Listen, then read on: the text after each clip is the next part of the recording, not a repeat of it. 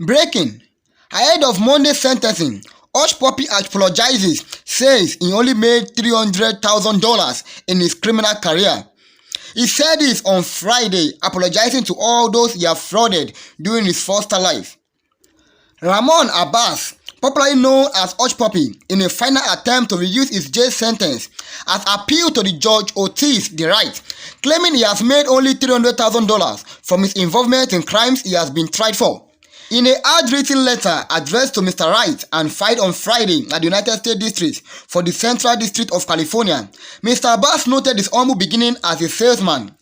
He said, "I started business over 25 years ago, trading and selling sneakers and clothing in our then neighborhood, and went from selling clothes out of my car trunk to owning my own boutique across my city and beyond under my company, Money Abbas Nigeria Limited," Mr. Abbas wrote.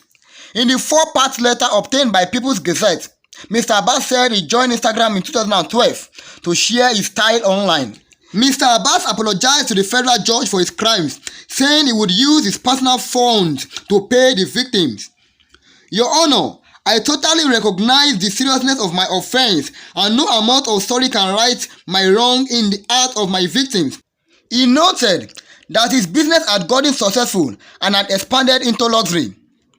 Background checks show that Hushpuppi registered Money Abbas Nigeria Limited on August 4, 2016 with Nigerian Corporate Affairs Commission.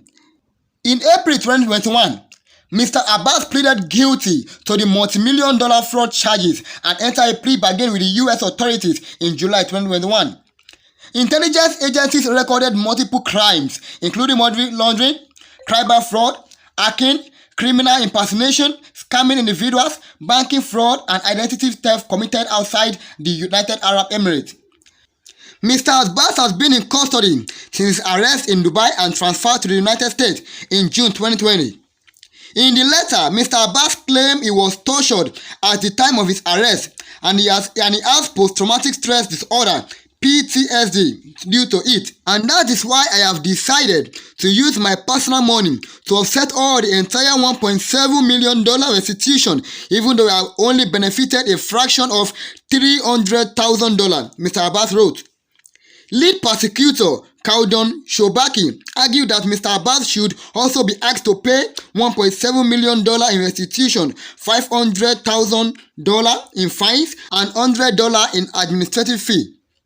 On Friday, Mr. Wright reversed an earlier decision and denied Mr. Abbas' request to view case files of the Juma case, where disgraced police officer Abakari was an accessory of the crimes committed. A request to reschedule the sentencing date from September 19 to November 3 was also denied. Mr. Abbas had hoped to reduce his impending jail sentence from 11 years as suggested by prosecutors.